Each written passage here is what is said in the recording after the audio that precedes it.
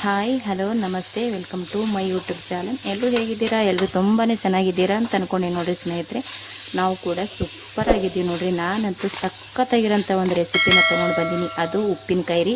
ಯಾವ ಉಪ್ಪಿನಕಾಯಿ ಅಪ್ಪ ಇದು ಅಂತಂದ್ರೆ ಬೆಟ್ಟದ ನೆಲ್ಲೆಕಾಯಿ ಇರುತ್ತೆ ನೋಡಿರಿ. ಆ ಬೆಟ್ಟದ ನೆಲ್ಲೆಕಾಯಿಯಿಂದ ಉಪ್ಪಿನಕಾಯಿ ಯಾವ ರೀತಿ ಹಾಕ್ತೀವಿ ನಮ್ಮ ಮನೆ ಒಳಗೆ ಅಂತ ಇವತ್ತು ನಿಮ್ಗೆ ಕೂಡ ಶೇರ್ ಮಾಡ್ಕೊಳಕತ್ತೀನಿ ಸ್ನೇಹಿತರೆ. ತುಂಬ ಚೆನ್ನಾಗಿರುತ್ತೆ ರೀ ಬೆಟ್ಟದ ನೆಲ್ಲೆಕಾಯಿ ಉಪ್ಪಿನಕಾಯಿ. ಎಲ್ಲಿಯೂ ವೀಡಿಯೋ ಮಿಸ್ ಮಾಡ್ದೇ ಕೊನೆ ತನಕ ನೋಡಿ ಸಪೋರ್ಟ್ ಮಾಡಿರಿ. ಈ ಬೆಟ್ಟದ ನೆಲ್ಲೆಕಾಯಿ ಉಪ್ಪಿನಕಾಯಿ ಯಾವ ರೀತಿ ಹಾಕೋದು, ಹೆಂಗೆ ಹಾಕೋದು ಅಂತ ಹೋಗಿ ನೋಡ್ಕೊಂಡು ಬರೋಣ ಬನ್ನಿ ಸ್ನೇಹಿತರೆ. ತುಂಬ ಅಂದರೆ ತುಂಬ ಈಸಿಯಾಗಿರುತ್ತೆ. ಹೊಸಬ್ರು ಯಾರಾದರೂ ನೋಡ್ತಾ ಇದ್ದೀರಪ್ಪ ಅಂದ್ರೆ ಪ್ಲೀಸ್ ನಮ್ಮ ಚಾನಲ್ನ ಸಬ್ಸ್ಕ್ರೈಬ್ ಮಾಡ್ಕೊಂಡು ಸಪೋರ್ಟ್ ಮಾಡಿರಿ ಸ್ನೇಹಿತರೆ. ಬನ್ನಿ ಇವಾಗ ಹೋಗಿ ನೋಡ್ಕೊಂಡು ಬರೋಣ ಹೆಂಗೆ ಹಾಕೋದು ಬೆಟ್ಟದ ನೆಲ್ಲಿಕಾಯಿ ಉಪ್ಪಿನಕಾಯಿ ಅಂಥೇಳಿ.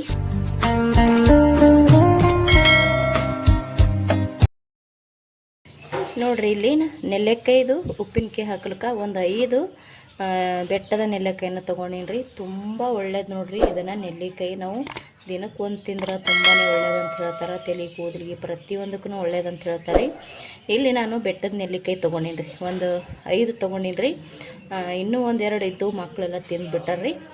ಉಪ್ಪಿನಕಾಯಿ ಅಂತೂ ಅದ್ಭುತ ಆಗುತ್ತೆ ನೋಡಿರಿ ಸ್ನೇಹಿತರೆ. ಭಾಳ ಅಂದ್ರೆ ಭಾಳ ಟೇಸ್ಟಿಯಾಗಿರುತ್ತೆ. ಈ ಉಪ್ಪಿನಕಾಯಿ ಮಾಡೋದು ಯಾವ ರೀತಿ ಅಂತ ಇವತ್ತು ನಿಮ್ಮ ಕೂಡ ಶೇರ್ ಮಾಡ್ಕೊಳ್ಕತ್ತೀನಿ. ನಾನಿಲ್ಲಿ 5 ಬೆಟ್ಟದ ನೆಲ್ಲಿಕಾಯಿನ ತೊಗೊಂಡಿದ್ದೀನಿ. ಇಲ್ಲಿ ಏನಪ್ಪ ಅಂತಂದ್ರೆ ನೋಡಿರಿ, ಬೆಳ್ಳುಳ್ಳಿ ತೊಗೊಂಡಿದ್ದೀನಿ, ಮತ್ತು 1 ಚಿಟಿಕೆಯಷ್ಟು ನಾನಿಲ್ಲಿ ಮೆಂತ್ಯ ಕಾಳು ತೊಗೊಂಡಿನಿ, ಮತ್ತು ಸೋಪ್ ಅದ ರೀ, ಬಡೆ ಸೋಪ್ ಅಂತ ಹೇಳ್ತೇವೆ ರೀ, ಸೋಪ್ ಅದ, ಜೀರಿಗೆ ಮತ್ತು ಇದು ಸಾಸಿವೆ ಮತ್ತು ಜೀರಿಗೆ, ಉಪ್ಪು, ಖಾರ, ಉಪ್ಪು ಮತ್ತು ಬೆಲ್ಲ ಇಷ್ಟು ಬೇಕು ನೋಡಿರಿ ಉಪ್ಪಿನಕಾಯಿಗೆ. ನೋಡಿರಿ, ಇದು ಬೆಟ್ಟದ ನೆಲ್ಲಿಕಾಯಿ ಏನು ಮಾಡ್ತೀನಪ್ಪ ಅಂದ್ರೆ ಇದನ್ನು ಆಲ್ರೆಡಿ ನಾನು ತೊಳೆದು ಒಂದು ಬಟ್ಟೆಯಿಂದ ಒರೆಸಿ ತೊಗೊಂಡಿದ್ದ ರೀ. ಇದನ್ನು ಇವಾಗ ತುರಿದು ತೊಗೋತೀನಿ ನೋಡಿರಿ. ಬೇಕಿದ್ರೆ ಇದು ಸಣ್ಣಗೆ ಕಟ್ಟು ಕೂಡ ಮಾಡ್ಕೋಬೋದು. ಕಟ್ ಮಾಡ್ಕೊಳಕ್ಕೆ ಇಷ್ಟ ಇಲ್ಲಪ್ಪ ಅಂದ್ರೆ ನಾವು ಇದನ್ನು ತುರಿದು ಬೇಕಾದರೂ ತೊಗೋಬೋದು ರೀ.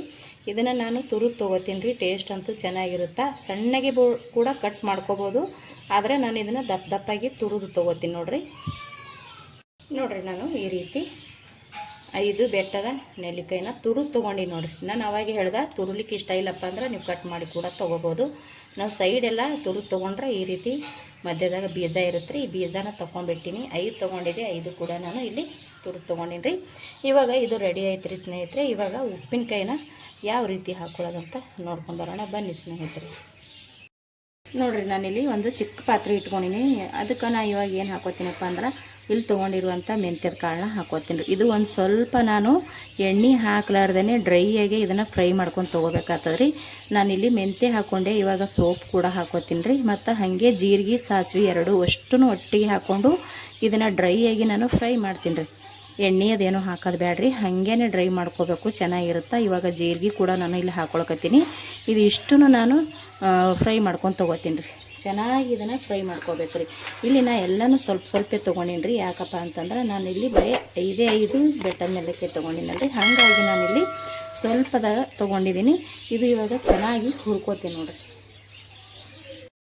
ಈ ರೀತಿ ನಾವು ಗ್ಯಾಸ್ನ ಸಣ್ಣ ಇಟ್ಕೊಂಡು ಎಲ್ಲನೂ ಚೆನ್ನಾಗಿ ಹುರ್ಕೋಬೇಕಾಗ್ತದೆ ರೀ. ಇದು ರೆಡಿ ಐತೆ ರೀ. ನಾನು ಗ್ಯಾಸ್ನ ಬಂದ್ ಮಾಡ್ಕೋತೀನಿ. ಇವಾಗ ಗ್ಯಾಸ್ ಬಂದ್ ಮಾಡ್ಕೊಂಡ್ರೂ ಕೂಡ ಪಾತ್ರೆ ಇನ್ನೂ ಬಿಸಿ ಇರುತ್ತಲ್ಲ ರೀ, ಅದಕ್ಕೆ ಕೈ ಬಿಡದೆ ಇರೋಂಗೆ ನಾನು ಈ ರೀತಿ ತಿರುಗಿ ತೊಗೊಳ್ಕತ್ತೀನಿ. ಇಲ್ಲಾಂದ್ರೆ ಹೊತ್ತು ಬಿಡ್ತಾವ್ರಿ ನೋಡಿರಿ. ಇದು ಇವಾಗ ಕಂಪ್ಲೀಟಾಗಿ ಈ ರೀತಿ ರೆಡಿ ಐತೆ ನೋಡಿರಿ. ಇವಾಗ ಇದನ್ನು ನಾನು ಸ್ವಲ್ಪ ಅದಾವಲ್ರಿ, ಇದೇ ಅಂತೂ ಮಿಕ್ಸಿಗೆ ಹಾಕೊಳಕ್ಕಾಗಂಗಿಲ್ಲ ರೀ. ಇದು ಕಲ್ಲಾಗ ಕುಟ್ಕೊಂಡು ತೊಗೊಂಬರ್ತೀನಿ ರೀ. ಅಂದ್ರೆ ಕಲ್ಗಾಲು ಇರ್ತದಲ್ರಿ, ಆ ಕಲ್ಗಾಲದಾಗ ಇದಿಷ್ಟು ನಾನು ಪೌಡ್ರ್ ಮಾಡ್ಕೊಂಡು ತೊಗೊಂಡು ಬರ್ತೀನಿ ನೋಡಿರಿ. ನಾನು ಇದನ್ನು ಪೌಡ್ರ್ ಮಾಡಿ ತೊಗೊಂಡು ಬಂದೆ ನೋಡಿರಿ.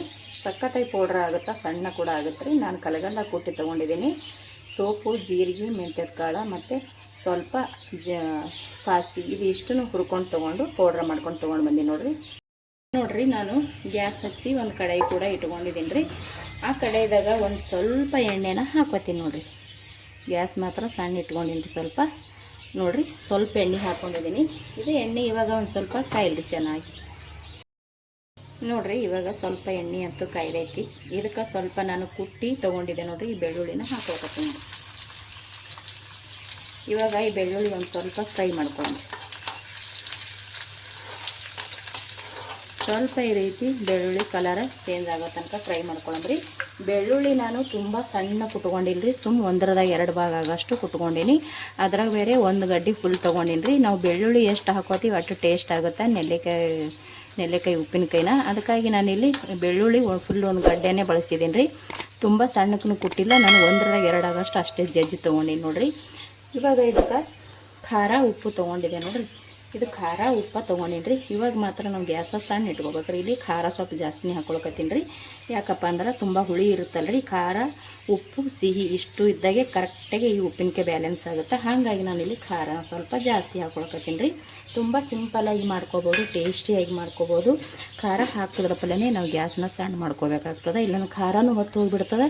ಮತ್ತು ಏನಾಗಿಬಿಡ್ತದಪ್ಪ ಅಂದ್ರೆ ಅಲ್ಲಿಂದ ಕಾಂಟ್ ಹೇಳೋಕ್ಕೆ ಸ್ಟಾರ್ಟ್ ಆಗುತ್ತೆ. ನಾನು ಪೌಡ್ರನ್ನು ರೆಡಿ ಮಾಡಿ ತೊಗೊಂಡಿದ್ದು ನೋಡಿರಿ, ಅದನ್ನು ಹಾಕ್ತೀನಿ ನೋಡಿರಿ.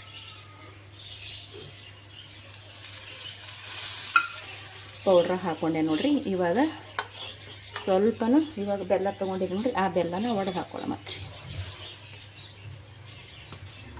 ಇಲ್ಲಿ ಬೆಲ್ಲನ ಕೈಯಿಂದ ಒಡೆದು ಹಾಕ್ಕೊಳಕತ್ತೀನಿ ರೀ.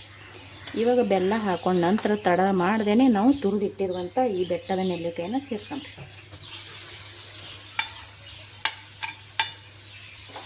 ನೋಡಿರಿ, ಚೆನ್ನಾಗಿ ಇದನ್ನು ತಿರುವಂಬತ್ರಿ. ಇದು ನಾವು ಬೆಲ್ಲ ಹಾಕ್ಕೊಂಡಿವಲ್ರಿ, ಬೆಲ್ಲ ಕರಗೋ ತನಕ ಇದನ್ನು ನಾವು ಮಿಕ್ಸ್ ಮಾಡ್ಕೋಬೇಕಾಗ್ತದೆ ರೀ.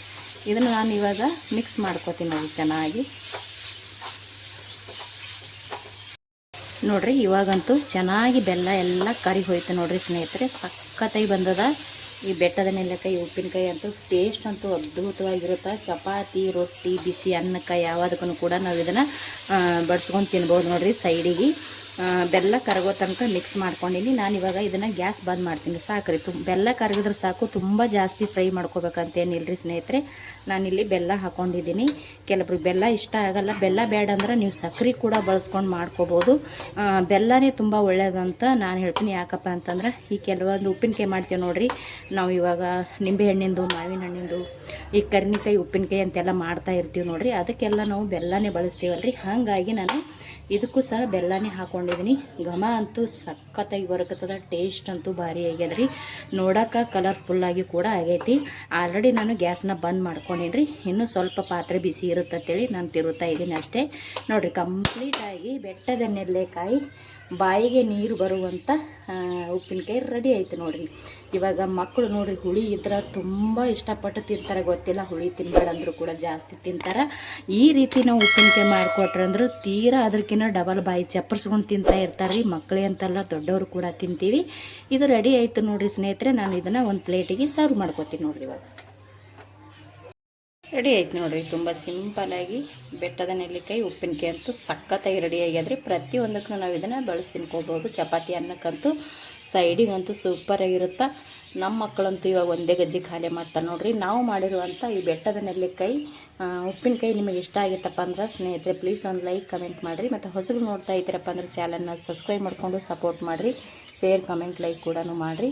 ಮತ್ತೆ ಒಂದು ಹೊಸ ರೆಸಿಪಿಯೊಂದಿಗೆ ಸಿಗ್ತೀನಿ ರೀ. ಅಲ್ಲಿ ತನಕ ಮತ್ತೊಮ್ಮೆ ಎಲ್ಲರಿಗೂ ನಮಸ್ಕಾರ ರೀ. ಇಷ್ಟೊತ್ತನ ವಿಡಿಯೋ ನೋಡಿದವ್ರಿಗೆಲ್ಲರಿಗೂ ಕೂಡ ಥ್ಯಾಂಕ್ ಯು.